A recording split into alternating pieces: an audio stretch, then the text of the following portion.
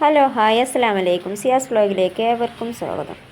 അപ്പോൾ നമ്മളിന്ന് വന്നിട്ടുള്ളത് എൻ്റെ അടുത്ത് കഴിഞ്ഞ തവണ കയ്യാട്ടാന്ന് പറയുന്ന ഒരു പ്ലാന്റിൻ്റെ ഫോട്ടോ ആണ് ഇട്ടത്. നിറയെ പൂക്കളുള്ള ഒരു പ്ലാന്റാണ് അത്. ഇപ്പോൾ ഈ മഴയൊക്കെ കഴിഞ്ഞ് മഴയൊക്കെ ഒരുവിധം അവസാനിച്ച് ഇനി ഉണ്ടാവുമോ അറിയില്ല. അപ്പോൾ ഈ ഒരു അവസ്ഥയിൽ, അതായത് ഇപ്പോൾ ആഗസ്റ്റ് ലാസ്റ്റാണ്, ഈ ഒരു അവസ്ഥയിൽ എൻ്റെ ആ ഒരു ചെടി ഇതാണ് അവസ്ഥ കേട്ടോ. നമ്മളെ മണ്ണൊക്കെ ഉറച്ചിട്ട് കിടക്കുകയാണ്. വേരൊന്നും പാസ് ചെയ്യാൻ പറ്റാത്ത രൂപത്തിലുള്ള നല്ല മണ്ണ് ഉറച്ച് കിടക്കുകയാണ് കേട്ടോ. അപ്പോൾ ഈ ഒരു അവസ്ഥയിൽ നിന്ന് നമ്മൾ ചെടി മാറ്റിയെടുക്കണമല്ലോ. അടുത്ത ഡിസംബർ ആകുമ്പോഴത്തിന്,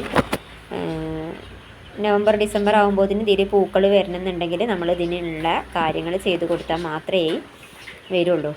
അപ്പോൾ കണ്ടില്ലേ, നിറയെ പൂക്കൾ ഇട്ടിരുന്ന ഒരു കയ്യാട്ട പ്ലാന്റാണിത്, മദർ പ്ലാന്റാണ്. അപ്പോൾ നമ്മളിത് കട്ട് ചെയ്ത് കൊടുക്കണം. അതായത് ഹാർഡ് പ്രൂണിങ്ങും ഉണ്ട്, സോഫ്റ്റ് പ്രൂണിങ്ങും ഉണ്ട് കേട്ടോ.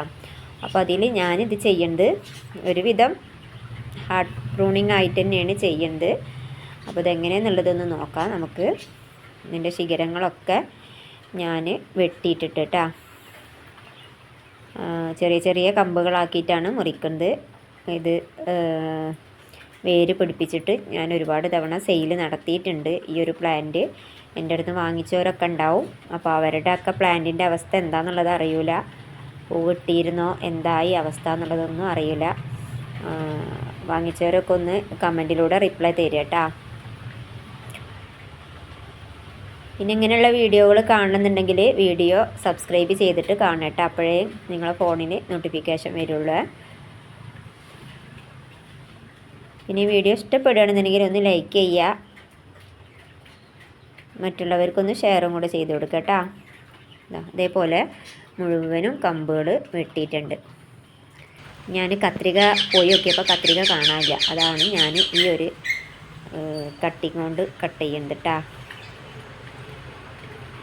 ഇതാ ഞാനൊരു വിധം ചെറിയ ശിഖരങ്ങളൊക്കെ കട്ട് ചെയ്ത് മാറ്റിയിട്ടുണ്ട്. ഇനി നമ്മൾ എന്താ ചെയ്യേണ്ടതെന്ന് വെച്ചാൽ ഇതിൻ്റെ മണ്ണൊന്ന് ഇളക്കി കൊടുക്കുക. അതായത് വേരോട്ടമില്ലാതെ ഉറച്ച് കിടക്കുന്ന മണ്ണാണ്. അപ്പോൾ ഇത് നന്നായിട്ടൊന്ന് ഇളക്കി കൊടുക്കട്ടോ. നല്ലോണം കുത്തി ഇളക്കിയിട്ട് ഞാൻ ഇതിൻ്റെ അടിയിലുള്ള കുറച്ച് മണ്ണ് ഇങ്ങോട്ട് മാറ്റിയിട്ടുണ്ട്. അതിനുശേഷം ഞാനിതാ എല്ലുപൊടിയാണ് കേട്ടോ ഇട്ട് കൊടുക്കുന്നത്.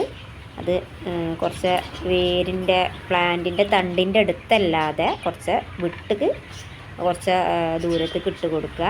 പ്ലാന്റിനോട് ചേർന്നല്ലാതെ കുറച്ച് അകലത്തിൽ ഇട്ട് കൊടുക്കുക കേട്ടോ. അതേപോലെ തന്നെ ഇത് ഉണങ്ങിയ ചാണകപ്പൊടിയാണ് കേട്ടോ, അതും ഇതിൻ്റെ കൂടെ ഇട്ട് കൊടുക്കണേ. ആഡ് ചെയ്ത് കൊടുക്കുക കേട്ടോ.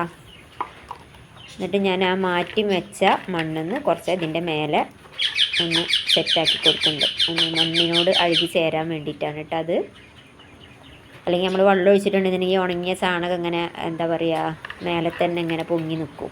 അത് വേണ്ടാച്ചിട്ടാണ് ഇതിൻ്റെ മേലെ ഇച്ചിരി മണ്ണിട്ട് കൊടുത്തിട്ടുണ്ട്. ഇതാണ് ഞാൻ അതിൽ കട്ട് ചെയ്ത് മാറ്റിയ കമ്പുകൾ കേട്ടോ. ഇതൊക്കെ ഞാൻ ഇൻഷാ അല്ലാഹ് അടുത്ത് പ്ലാന്റുകൾ വേര് പിടിപ്പിച്ചിട്ട് സെയിൽ ചെയ്യും. Okay, thank you.